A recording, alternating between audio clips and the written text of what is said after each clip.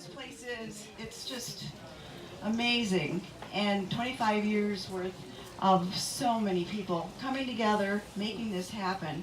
And we just can't thank you enough. And my name is Norma Scovill, by the way, so if you just wondered who in the world is that person who just grabbed that microphone. It's an honor to serve as board president currently, and it's amazing. And I need to recognize fellow board members, and of course we've got, let's show of hands, just in case. Maybe are you the only one? Okay. Oh, here we go. There's Lynn Stearns and Bill, Danny, Connie. All right, very good. We have a few people who are out of town, and they would love to have been here, but they did a lot of work in planning, so we're thankful to them too. Also, on behalf of the staff, and we all know Becky. And I know she's hiding somewhere.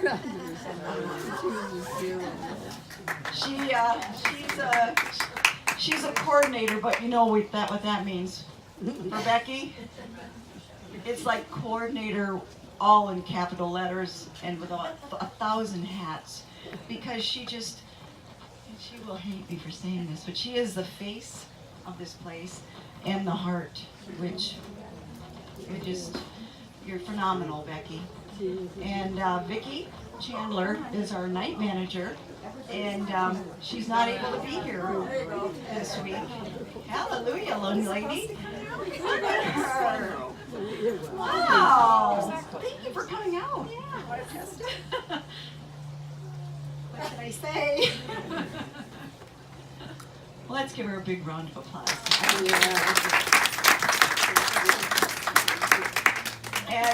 And this is very symbolic, this heart, because when we talk about you being the face and the heart, always think of that when you hold this in your hand. And everyone here knows you. I'm sure of it. You know, you give, and it's beyond. We just love you. Well, We I'm just going to absolutely love you. say something. That's probably what you were counting on, that I maybe No, I don't share think the you mic. It's broken. I would just like to thank everyone for being here, but I think I just want all of you to know how important you are to this place. We have so many volunteers that are representing us today, that are just in there doing all this work that makes our house work. We've got the board members, and that really are the ones we go to give us direction, and we have some guests here that are really special to us, that have traveled a long distance, and I think Norma's going to be introducing them soon. It's just such a special place, and I just want to thank everyone for being here.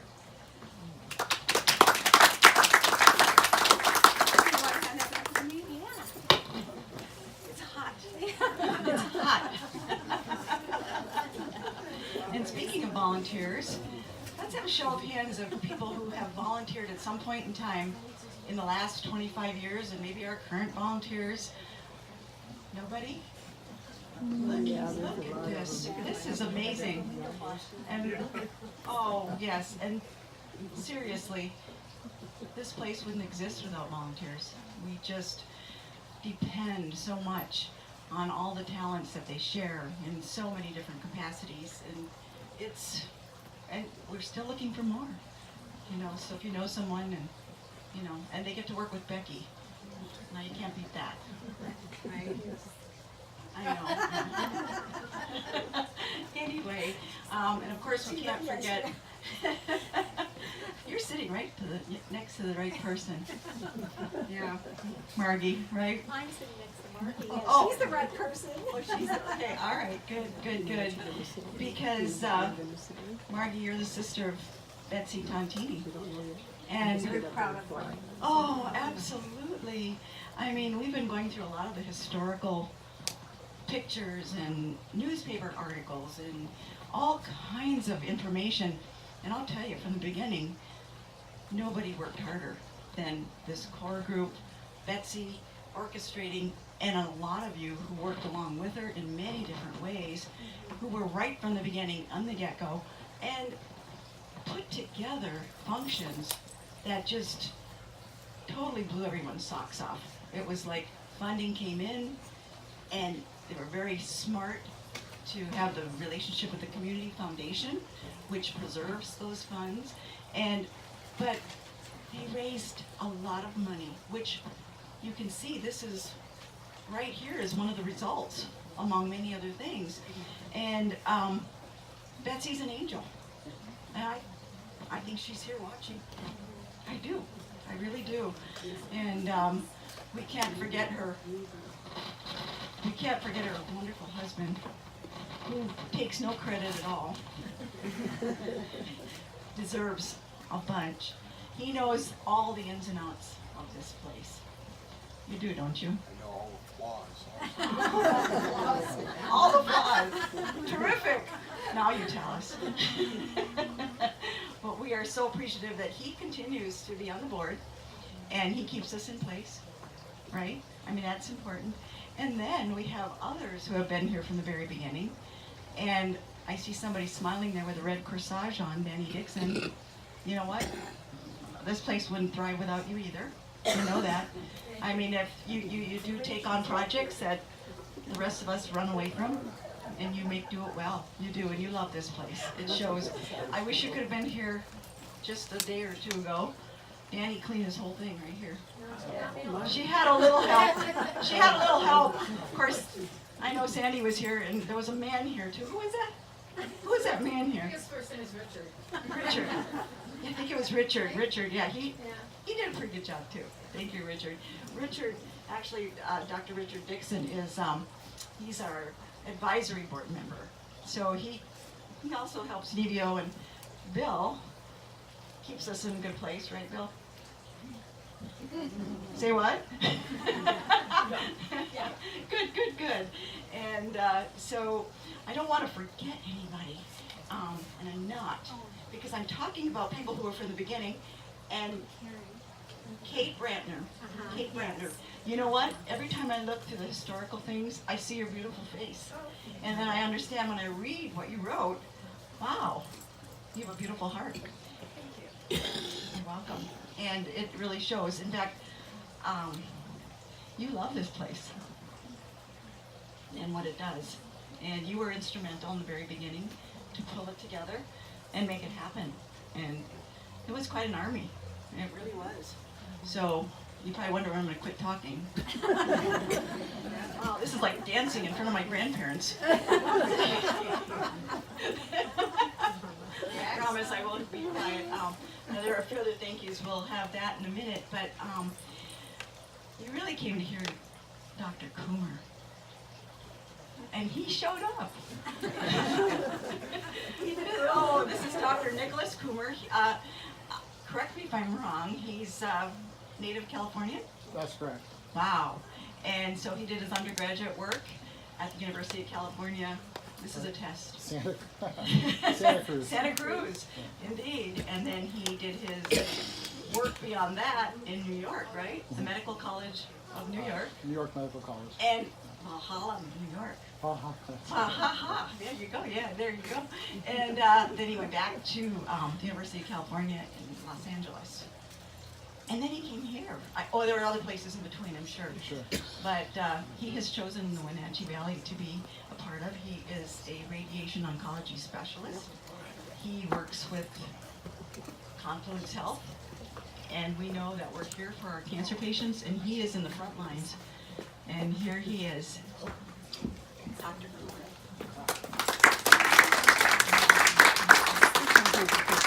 Thanks a lot for the warm welcome, and thanks for warming up the crowd. So I got a prepared speech in my pocket. I'll just keep it there, and we'll just try to wing it. Also, I like to keep this as interactive as possible. So feel free to interrupt and ask questions. I have a tendency of talking on and on, so I welcome any interruptions.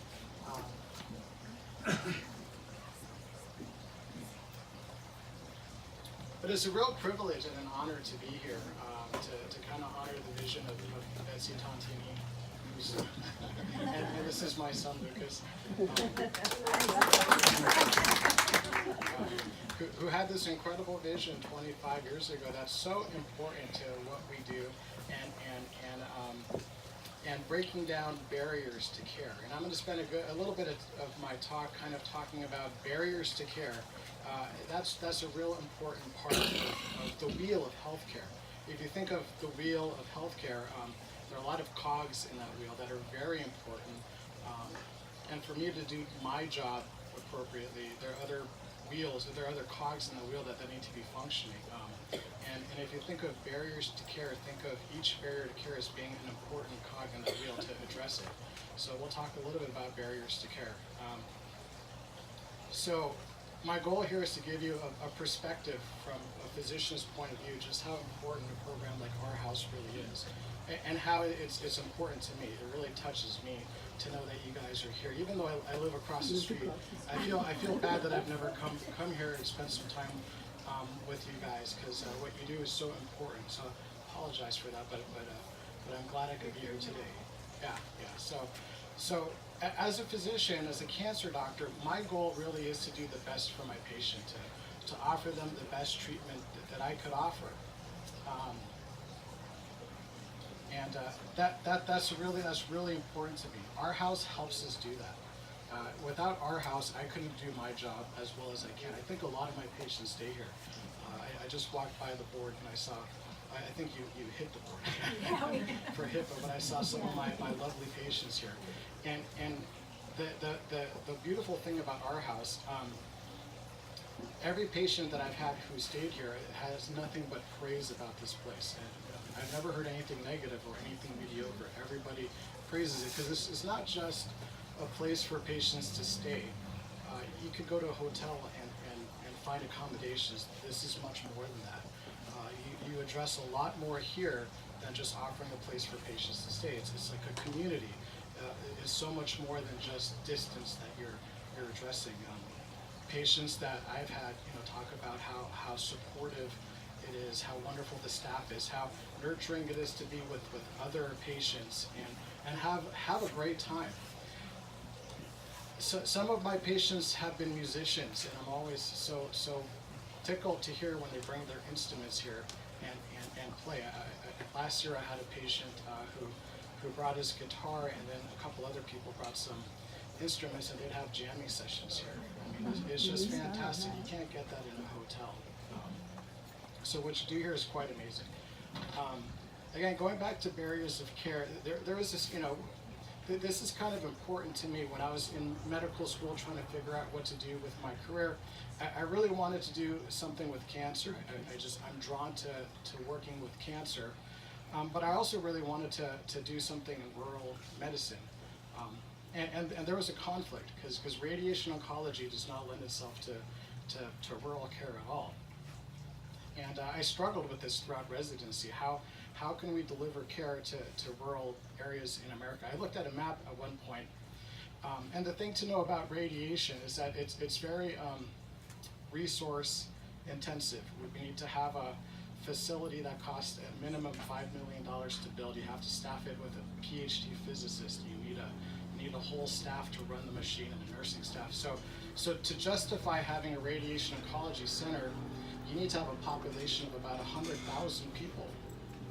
And I looked at a map looking at all the radiation oncology centers in America, and they're all dotted near the major cities. And then you see swaths of area, just hundreds, if not thousands of miles, where they're small towns with populations less than 50,000 or 25,000 that don't have access to radiation oncology.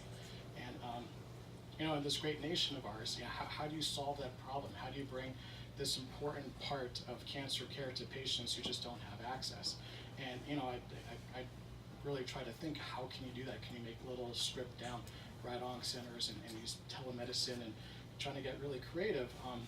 Then I thought, well, if I move to Wenatchee, where we have access to more rural areas, maybe I could think of that. And then right across the street, they kind of already solved the problem. instead of trying to bring the radiation out there, developing places like our house that can address that barrier. So you guys are doing a great job, and all my patients are a testament to that. So barriers to care. This has been well studied in healthcare. There are a lot of papers that publish what are barriers to care, and a lot of time they focus on socioeconomical factors, ethnicity, language barriers, and I think as a community, in general, we do a good job with our social services to address those. But for radiation, oncology, and cancer care, distance is a huge barrier, and there have been some newer studies looking into that. So I was looking at a study in 2015 where somebody did a big review. They looked at all the studies that looked at barriers to care, and they only looked at the ones that had to do with distance as a barrier to care. And what's striking is people who live more than 50 miles away from access for cancer care specifically just do worse. They get improper diagnosis, longer time to diagnosis. They don't get the adequate treatment. If they do go on treatment, they're less compliant because of the barrier that distance provides for healthcare. Cancer treatment, I'll talk a little bit about that, especially radiation, is a modality where we have to do treatment over 5, 6, 7 weeks sometimes, daily treatments. And if you live 50 miles away or more, that becomes really burdensome to a family. It becomes a real barrier. So that's a big problem. People who live further do worse with cancer.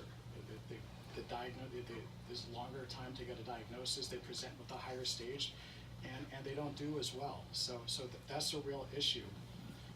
So the work you do here addresses that. That's incredibly important.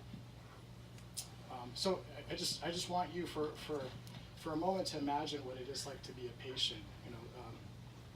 Being diagnosed with cancer is traumatic. But by definition, when you're given the diagnosis of cancer, you think about something that could shorten your life. And anything that can shorten your life is traumatic. It's a traumatic experience. No matter how you deal with it, it weighs in on you. And that's a real burden all cancer patients have to deal with. And if you add to that, just the process of getting diagnosis is really challenging. It's hard.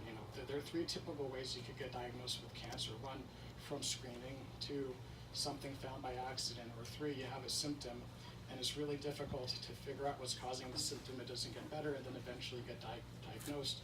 And then you have to go through the whole process. Imagine, if you will, what that's like. And then on top of that, you realize your doctor tells you you need 7 weeks of radiation, and you live 100 miles away. That's just a huge burden. So, and I think it's important to just sit with that for a while, because this is what our house addresses. As a physician, if I had a patient coming in from 100 miles away, and I had to tell them they need 7 weeks of treatment, and I sat there and struggled trying to find a solution to help them with this huge barrier, it would be really, really frustrating. But here we have our house. It's a godsend. I mean, it's amazing. I encourage all my patients to come here and check it out. Just because, when I mention our house to the patients, I think a lot of them imagine, I don't know what they imagine, but they don't imagine what happens here. They might imagine a house with a bedroom someplace that they could sleep in, and sharing it with a bunch of strangers. That in itself is a barrier. So I encourage all of them to come here and just check it out, because what you offer is not just a place to sleep. It's I would say, kind of spiritually soothing. It helps them on a number of different levels, providing a community, providing access to social support. I know you guys do a lot more here with Lynn. She was telling me how she works with Mary Vargas with our social worker. So you guys provide drivers. So it's such a relief when I tell patients, your spouse or loved one doesn't have to worry about driving to their treatments. We have volunteer drivers. It is such a relief, and for me, it's inspiring. It's such a joy. It keeps me engaged in my work, and I feel, when I'm trying to provide the best to my patients, and I know that distance is a real barrier that has been shown to have poorer outcomes with patients, but I can help overcome that with what you guys do here, it just makes me really proud to be part of this community, this wheel with all the right cogs in the right places to deliver really good health care. I feel like there should be a national our house movement, because what you do here is so great, and this is all a testament to somebody's vision 25 years ago who saw that for what it is and decided to do something about it. Yeah, I mean, I'm just very grateful for this program, and it's a real honor to be able to be a part of it. It makes my daily work a lot more of a gratifying experience. So, does anybody have any questions? How long have you been in Wenatchee? 2 years since August, so I guess 2 years and a month. Okay. Yeah. Okay. Yeah. Jacob, what do you think of school? Oh, Lucas. Lucas, I'm sorry. Oh, I go to Orchard Middle School. Do you like it? Yeah, it's good. Oh, Lucas, tell them about your pin. This is my top 2% math Olympiads pin.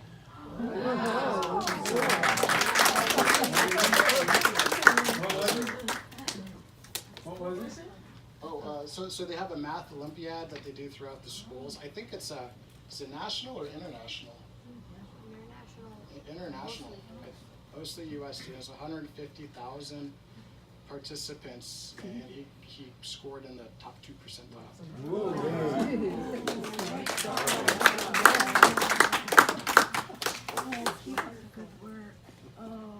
Is it after his dad, or he's sort of surpassed? Oh, he's way surpassed me. For radiation oncology, we have to learn about physics and all this stuff that we forget. So I think he knows more about the physics than I do at this point. Don't forget it all. Yeah, no, yeah, well, yeah.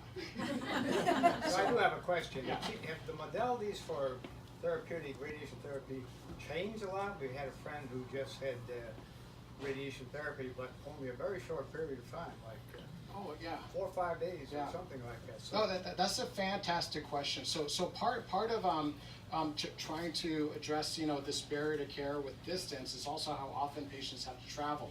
So radiation initially to make it safe. Early on, we had to do something called fractionated radiation therapy, and the reason for that is back in the day, the tools we had to deliver radiation were really rudimentary. You could think of a radiation machine like a flashlight. You're shining a flashlight at an area with cancer, and the radiation is going through normal tissue and cancer tissue. You could put all the dose you need to kill the tumor in just one big dose, but it'll destroy the normal tissue. So to get around that, we realized if you give a little bit of radiation every day for like 9 weeks, you could kill the cancer because a little bit of damage from that radiation, the normal tissue can fix it within 6 hours. Your normal cells have this DNA repair mechanism, and if you give a little bit of radiation, they can recover within 6 hours, but the cancer cannot. So you keep hitting it with this little bit of radiation, and I do this little thing for my patients. It looks like this. It looks like if these are the normal cells that I radiate, and these are the cancer cells. The first day they all get damaged, the normal cells recover, the cancer cells don't. You do it again and again and again and again and again and again. For 9 weeks, and then you've killed the cancer cells, but you preserve the normal cells.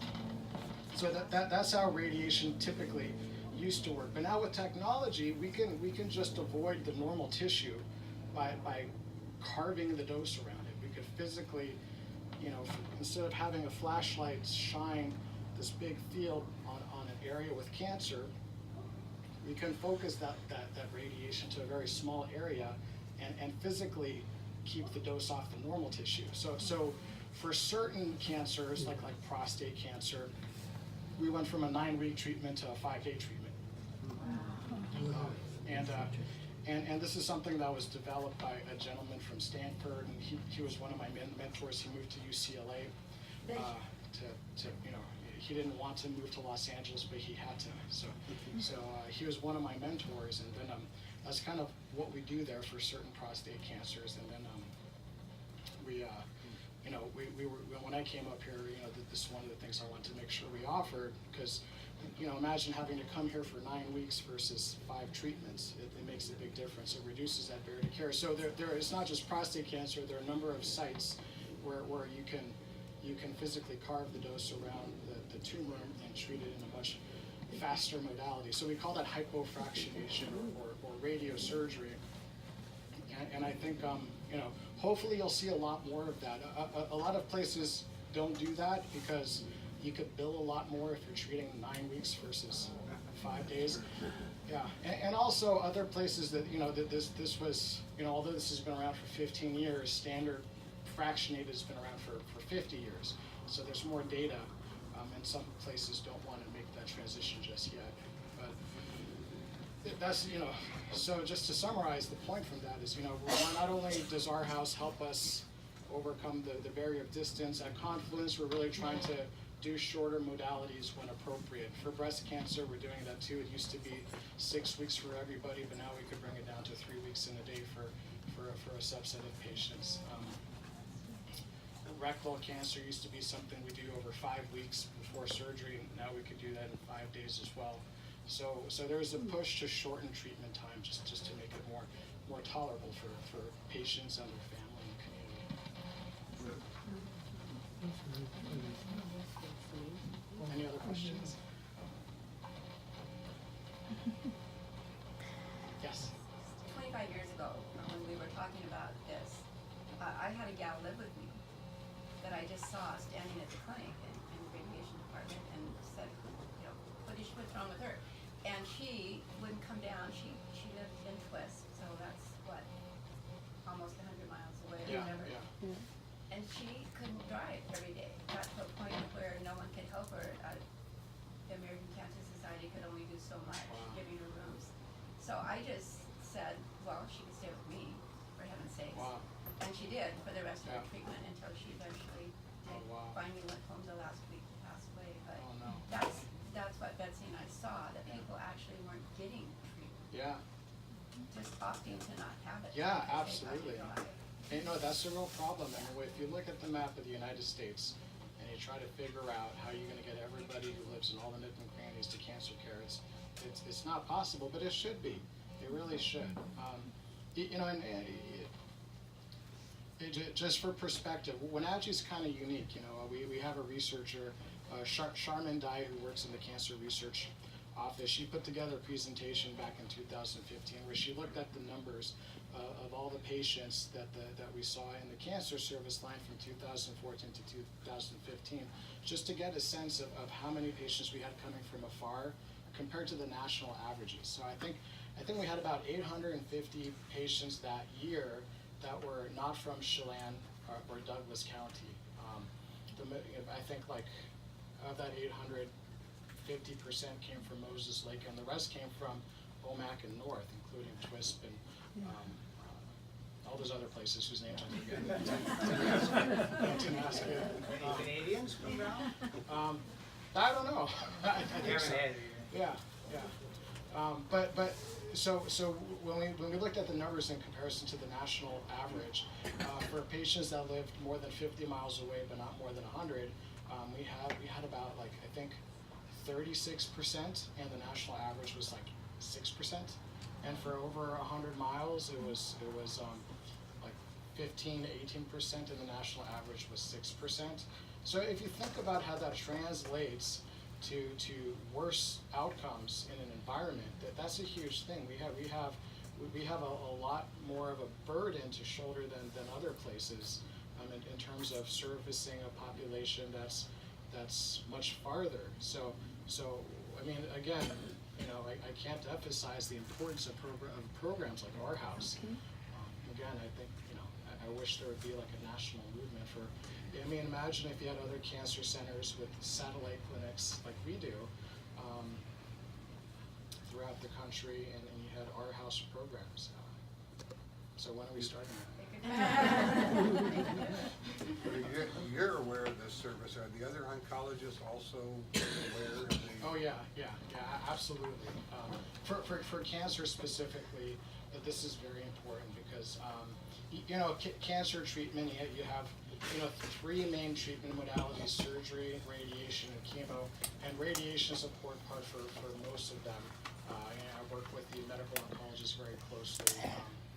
We have tumor board conferences once a week where even our social workers come down and we discuss barriers to care.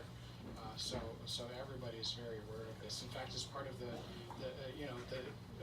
Charmin died in 2015 when she presented this. It was to the cancer committee because I think at that point even like our house wasn't enough. They had to try to, after that meeting, they made a partnership with one of the lodges to get discounted housing for in case we ever need it. Which sometimes, I don't know how often that arises, but Yeah, not too sometimes. often, Yeah. actually, we're fortunate that, but there have been times, yes. And we've been working with Wellness Place as well. Yeah, yeah. And they, are a great resource, and they do help us when we're needing additional housing. They've been able to. That's wonderful. You obviously mentioned radiation and chemotherapy. Are there other modalities? You use cryosurgery or ultrasonic? Are there other treatments other than radiation? Yeah. So, standard treatments are surgery, chemo, radiation, and then you can throw in hormone treatment to that. And then they're non-standard, which are cryo, ultrasound, other modalities that are pushed by other services such as interventional radiology. But you're strictly radiation. Yeah. But I mean, we know of all the resources, and we try to figure out what's the best tool for the situation. And we're supposed to discuss all the modalities with our patients and have them. So some people get sent elsewhere for something you do not use, do not apply? Oh yeah, absolutely. In the bigger area, we have a proton center at Seattle. There's a Seattle Proton Center, which sometimes we need to send patients out there, and we use those resources well, for sure.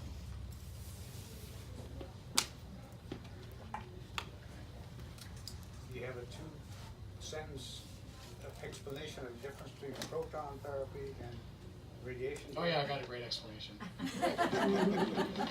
Yeah, protons. External. There are lots of different forms of radiation, and I could talk about radiation for hours. So just stop me if I go on too. So in radiation, we have like the two breakdowns are external beam, where you're pushing radiation externally to the inside, or you have internal radiation, also where you surgically implant radioactive materials. And there are a variety of radioactive materials: high dose rate, low dose rate. It could be a long conversation. But to get to your question, in the realm of external beam, there are different energies. I mean, there are different kind of particles. So most machines use what's called a linear accelerator, which makes photons. Photons are just like light. They're massless light energy particles. Photons are things that pass through your body. And as they pass through your body, they can cause a chemical reaction. Mainly, they turn water into hydrogen peroxide, and that could damage DNA. That's how radiation works.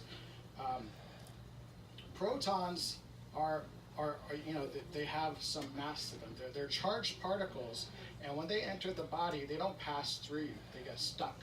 So you could control where they get stuck. So you could have the protons go through your body and get stuck where you want them to, and not go past that. Then there are other things like neutron or boron capture, which I won't even get into. But those are the two main things. What protons do and photons do are identical in terms of how they interact with matter to cause what they need to cause for therapy. The difference, and I use this analogy a lot, is that if I have a target this big in the body that I have to cover with, let's say, a quarter cup of radiation to be, for my treatment to work, with photons, which is what we use here, I got to pour a whole cup of radiation into the body to get that thing covered with a quarter cup. And if I'm using protons, I could get by with 2/3 of a cup. So the difference between protons and photons is I can spare the body about a 1/3 cup of radiation, if that makes sense. For certain things, that's very important. Pediatrics, they use protons a lot. Kids have growing bones. If you radiate a growing bone, it stops growing. If you radiate half a vertebral body in the spine, you could cause deformities and scoliosis. Also, kids, hopefully live a lot longer, so there's more potential for toxicities.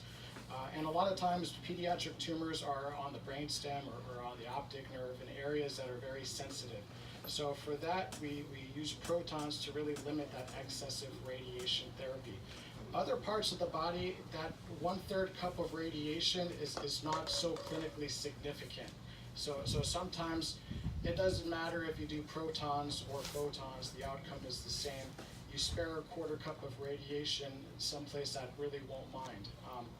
And then if you really want to reduce that extra radiation, if you don't like the idea of that extra 1/3 of a cup of radiation, the internal radiation can get by with half a cup of radiation. So you could, when you put the radiation inside the body, it doesn't have to travel from all the tissue outside, so you could really spare even more radiation. So the difference also is that the machine we have costs probably on an order of a couple $1 million. A proton center costs anywhere from 50 to 100 million. The internal radiation is by far the cheapest way to go, but it requires a lot of technical skills that most people are losing. So I don't know if that answers your question, but is it? I won't ask any more. It's too technical. Okay, well, at the end of the day, it spares a 1/4 cup of radiation. It's cost, as you say, proton therapy is extremely expensive. Well, it is. So you hear a lot of advertising. So proton centers have to justify their existence. If we can have a proton center, I'd be the first one to say, let's get one. But it's a huge cost.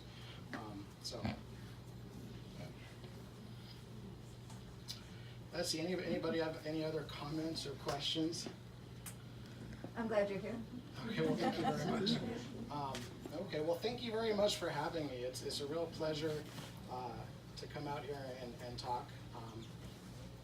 If anybody ever has any questions, I'm sure you could find a way to find me at the clinic. Oh, absolutely. Yeah. Yes. You can say that way.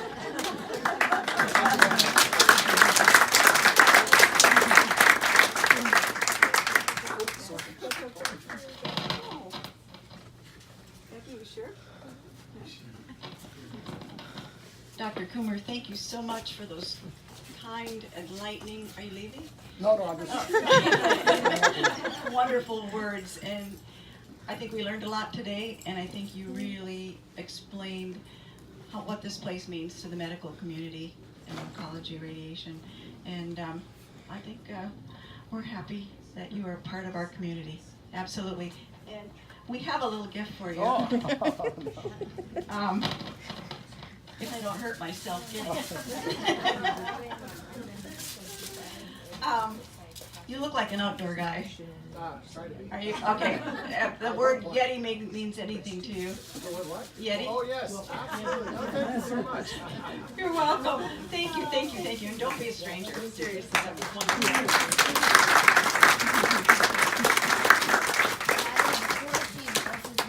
Well, then, we also have a very special guest here, too. We talk about our house and cancer care and the population that we serve. And one of our, you don't play favorites, but sometimes you have to.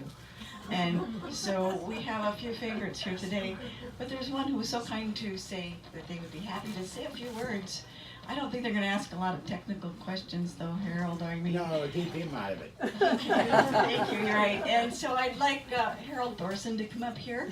And Harriet, you want to come up too? Oh, he can do it. He can do it? Yeah. Okay. Harriet and Harold have stayed at our house, and I think it was really, when I heard the number 36, they were here for 36 weeks. Isn't that phenomenal? Right? No. I'm wrong. That's not the first time. But anyway, the mic's yours. Well, I don't know what to do with it. Oh, well. Well,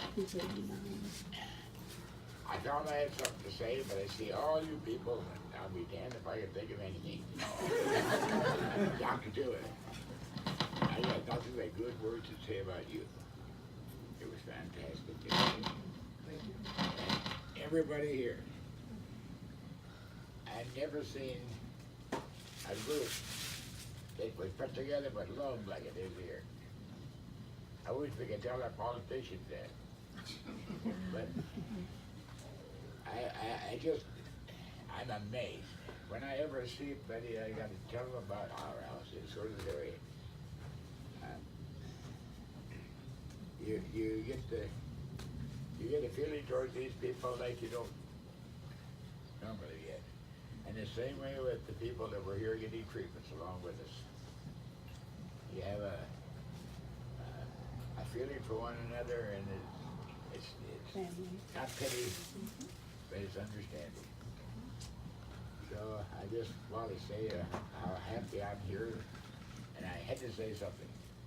I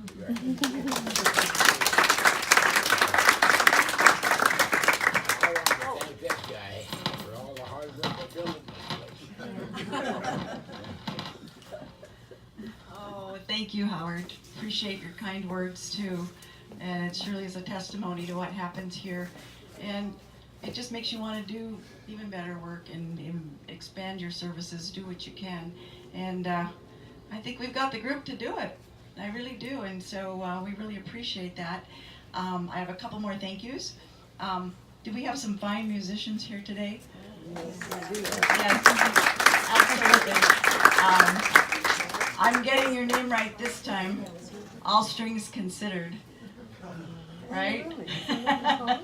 Alrighty. Thank you so much for providing that lovely, lovely music. And the other thank you that is, there are probably so many people to thank that I can't name everyone, but the committee for the 25th anniversary program, everything that it took to put this together, get it ready, we thank you. And let's give them a big hand.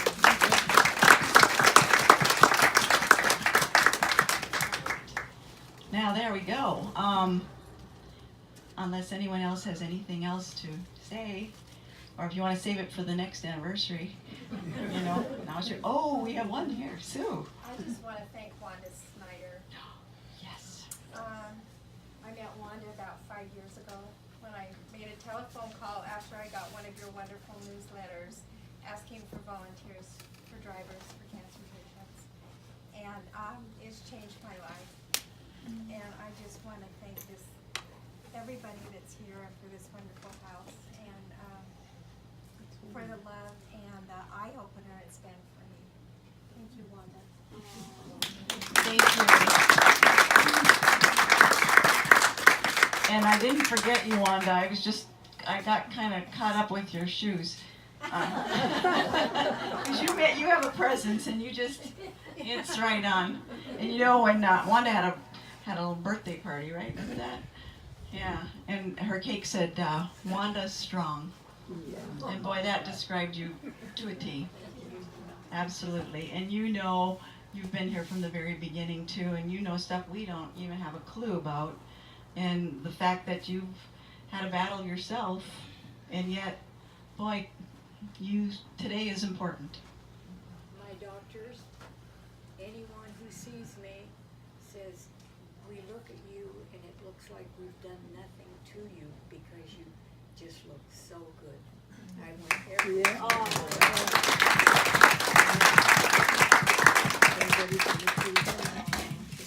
yes. May I speak? I'm not good Absolutely. at speaking, but I'm a survivor. I'm a cancer survivor. My name is Barbara. And I thank Wanda too. I've known her for 62 years when she was an elevator operator at the St. Anthony, and we had a very ill boy. And she saw us, my husband and I, for about 6 weeks before we could bring Jeff home. And we've been friends ever since. But I'm one of the survivors, and without a driver, Sue, and all the other people that I've had, I can't tell you what it's meant to me to have this program. And not only our house, but the whole cancer community has been behind us folks who have cancer. I've had it twice. And not only the doctors have been wonderful, the nurses and the drivers and the program and our house and everything. And I can say it from my heart, folks. I guess God wants me to be here for a while longer because here I am. Because we have to have faith, we have to pray, we have to have people like you, volunteers, the doctors and medical field in our community. And I've been here most of my life. And I am so appreciative. And I had never seen our house before today. And I have contributed to people I've loved to it. And I just assumed it was what it is because my husband also had cancer. He had lymphoma for 17 years.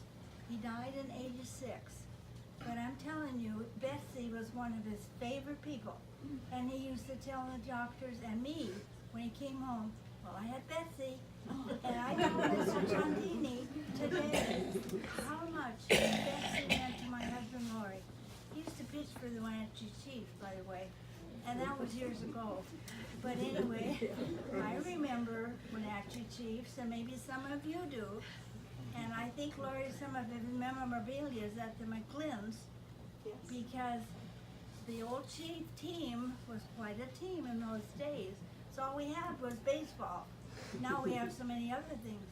But I see a lot of familiar faces around here. And I feel about a month ago in May, they thought I had a stroke.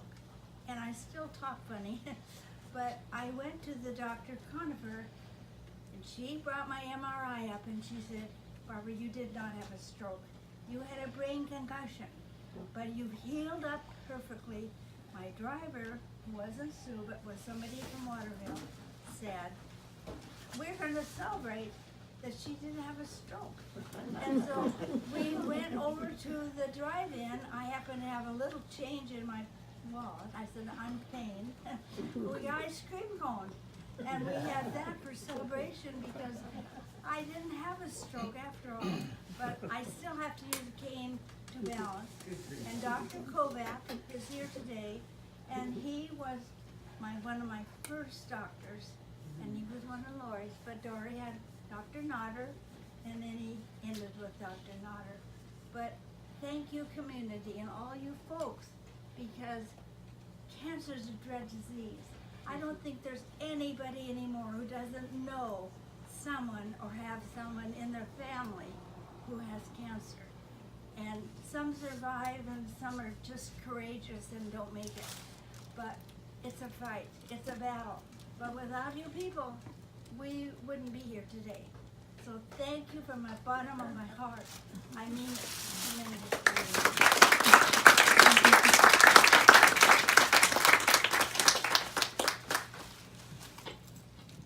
Those words were just magical and just wonderful, and really told your story, and so many other people's stories. And I think that we won't forget that. We won't forget that. Thank you. And with that, I think we will conclude, but thank you for coming. Each and every one of you really means a lot. Thank you.